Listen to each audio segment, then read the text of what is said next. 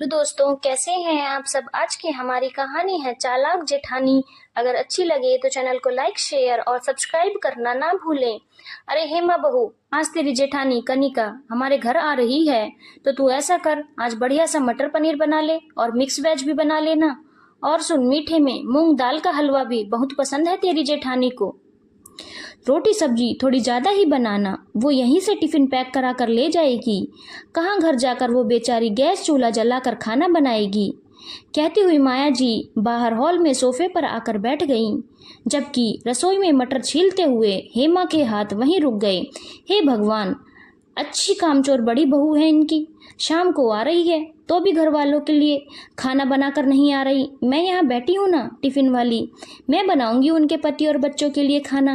अंदर रसोई में हेमा बेचारी धीरे धीरे बड़बड़ाती हुई खाना बनाने में जुट गई। आखिर कितना ही बड़बड़ा ले, खाना तो उसे ही बनाना था। ये वो अच्छे से जानती थी। जब से शादी हुई है तब से देखती आ रही थी उसकी जेठानी खाना बनाती कब है घर पर। उसे तो ये समझ नहीं आता, आए दिन तो आ जाती है यहाँ पर अम्मा जी को मक्खन लगाने के लिए। सास माया जी के दो बेटे हैं, नितिन और सचिन। माया जी का बड़ा बेटा नितिन अपनी पत्नी कनिका और दो बेटों के साथ रमा कॉलोनी के दूसरे छोर पर रहता था। वहीं सचिन अपनी पत्नी हेमा के साथ अपने पुराने घर में रहता था। अम्मा भी उसी के साथ रहती। हेमा और सचिन की शादी को 1 साल हो चुका था, लेकिन 1 साल की शादी में हेमा अपनी बड़ी जेठानी को बहुत अच्छे से जान चुकी थी। वो एक नंबर की कामचोर थी। खाना बनाने में तो उसे रोना आता था। हर 3-4 दिन छोड़कर यहाँ चली आती थी और फिर अपने परिवार का खाना बनवा कर यहीं से ले जाती थी। और तो और अपने बच्चों के जन्मदिन और खुद की सालगिरह तक यहीं मनाती थी। कोई भी सेलिब्रेशन हो या तीज त्योहार हो, तब भी सबका खाना यहीं बनता था और अम्मा जी को ये दिखाई नहीं देता था। उन्हें तो लगता था कि उनकी बड़ी बहू उनसे बहुत प्यार करती है, इसीलिए उनसे मिलने हर 4-5 दिन में आ जाती है। साथ ही हर वीकेंड में कहीं ना कहीं जाती थी तो अम्मा जी के लिए कुछ न कुछ खरीद कर ले आती थी। ये अलग बात थी कि ये वो सामान वहीं लोकल मार्केट से खरीद कर लाती थी। वो हमेशा उन तोहफों की पट्टी माया जी की आंखों पर बांध कर ही रखती थी। इस कारण घर का बजट हमेशा बिगड़ा ही रहता। सचिन जहां अपने बजट को लेकर परेशान रहता था, वहीं हेमा अपने घर के कामों को लेकर 1-2 बार हेमा ने कहना चाहा तो अम्मा जी उससे ही लड़ पड़ी।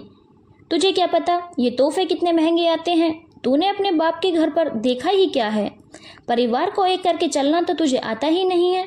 तू तो जलती है अपनी जेठानी से। खुद को घर संभालना नहीं आता और घर के बजट बिगड़ने का ठीकरा अपनी जेठानी पर फोड़ देती है। इसके आगे हेमा ने कहना ही छोड़ दिया। अम्मा जी को ना समझना न था, ना ही वो समझी। ये अलग बात थी कि आज तक कनिका ने कभी भी अम्मा जी या सचिन और हेमा को अपने घर पर खाने के लिए नहीं बुलाया था। यहाँ तक कि जब कनिका अपने मायके जाती थी तो पीछे उसके पूरे परिवार का खाना हेमा ही बनाती थी, जबकि हेमा का मायका तो लोकल ही था। वो तो सुबह जाती और शाम तक आ जाती थी, इसीलिए उसे तो कभी ज़रूरत नहीं पड़ी। लेकिन अब हेमा इन सब चीज़ों से तंग आ चुकी थी।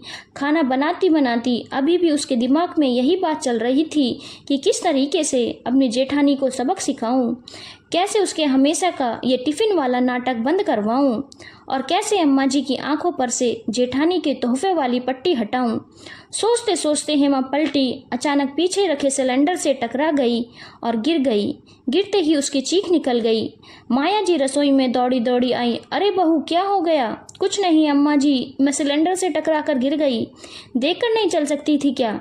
अगर ज़्यादा चोट लग जाती तो फिर खाना कौन बनाता? अम्मा जी के ये कहते ही हेमा के दिमाग में यही आइडिया आ गया। उसने मन ही मन सोचा कि अब तो यही नाटक करना पड़ेगा। वो जैसे तैसे खड़ी होने लगी कि अचानक वापस गिर गई। अम्मा जी, मेरे पैर में तो बहुत तेज दर्द हो रहा है। लगता है पैर में मोच आ गई है। मुझसे खड़े नहीं होते बन रहा। हे भगवान, तुड़वा लिया ना पैर। अब इतने लोगों का खाना कैसे बनेगा? अम्मा जी, आपको खाने की पड़ी है। खाना तो जीजी बना लेंगी, पर मुझे चोट लगी है, उसका क्या? ठीक है, उठाती हूँ तुझे। कहते कहते माया जी ने जैसे तैसे करके हेमा को उसके कमरे तक पहुँचा दिया और उसे बाम लाकर दे दिया। ले बहू, इसे मल ले और गर्म पट्टी बांध ले ताकि कुछ आराम मिल जाए। अभी का खाना तो फिर बड़ी बहू बना लेगी, कहकर अम्मा जी चली गई।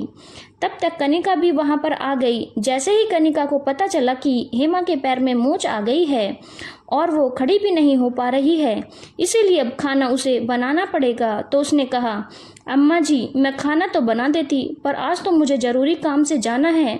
मेरी मम्मी की तबीयत ठीक नहीं है।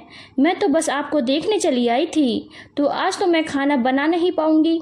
सास शांति जी की बात सुने बगैर ही कनिका वहीं की वहीं अपने घर के लिए मुड़ गई। अम्मा जी कनिका के ऐसे रवैये से हैरान रह गई, पर शांति जी को तो अपने परिवार के लिए खाना बनाना ही था, इसीलिए शांति जी ने खुद के लिए, सचिन और हेमा के लिए खाना बना दिया। दूसरे दिन नितिन घर आया तो शांति जी ने पूछा, अब कैसी है तेरी सास की तबीयत? नितिन चौंकते हुए बोला, मेरी सास को क्या हुआ है? वो तो बिल्कुल ठीक है। नितिन का जवाब सुनकर अम्मा हैरानी से बोली, अच्छा तो कल शाम को कनिका अपनी माँ से मिलने के लिए गई थी? नहीं तो माँ, कल तो हम लोग डिनर के लिए बाहर गए थे। कनिका ने अचानक से प्लान बना लिया था। नितिन का जवाब सुनकर अम्मा जी को समझते देर नहीं लगी कि कनिका ने जानबूझकर ऐसा झूठ बोला ताकि उसे खाना न बनाना पड़े, पर हेमा ने 4-5 दिन तक अपना नाटक यूं ही जारी रखा। अब धीरे धीरे शांति जी को कनिका की चालाकियां समझ में आने लगी थी। कनिका जब बीमार पड़ती थी तो हेमा उसके और उसके परिवार के लिए खाना भेज देती थी, लेकिन यहाँ तो हेमा को बिस्तर पर पड़े हफ्ता हो गया था, पर एक बार भी कनिका ने अपनी सास शांति जी और सचिन के लिए खाने का एक निवाला भी न भेजा। यहाँ तक कि वो अपनी देवरानी को देखने तक नहीं आई। 8 दिन बाद जब हेमा अपने पैरों पर खड़ी हो गई तो कनिका घर पर आई। उस समय हेमा रसोई में खाना बना रही थी, तो कनिका ने भी कहा, अरे वाह, आज तो हेमा खाना बना रही है, चलो आज तो मैं अपना टिफिन पैक करवा कर ले जाऊंगी। आखिर हेमा के खाने को हमने बहुत मिस किया। उसकी बात सुनकर हेमा बेचारी रोने लगी और कुछ न बोली और चुपचाप खाना बनाती रही। लेकिन तभी सासू माँ शांति जी बोली, माफ़ करना बड़ी बहू, हेमा देवरानी है तुम्हारी, कोई टिफिन वाली नहीं है। इतनी कामचोरी अच्छी नहीं होती। तुमने तो बेचारी को एक दिन भी आकर नहीं देखा और उसके ठीक होते ही आ गई खाना पैक करवाने। कनिका बहू, शर्म नहीं आ रही तुम्हें खाने के लिए बोलते हुए? अब से अपना खाना खुद बनाओ, अब से किसी का टिफिन पैक होकर नहीं जाएगा। शांति जी का इतना कहते ही मानो कि कनिका की जबान हलक में लटकी रह गई और आगे कुछ न बोल पाई और चुपचाप वह अपने घर को चली गई। अब महीने 2 महीने में एक बार ही आती, वो भी अपने पति नितिन के साथ, और वो भी बिना अम्मा जी के लिए तोहफे के।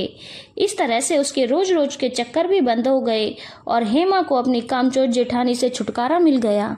धन्यवाद दोस्तों। अगर आपको कहानी अच्छी लगी हो तो चैनल को लाइक, शेयर और सब्सक्राइब करना ना भूलें।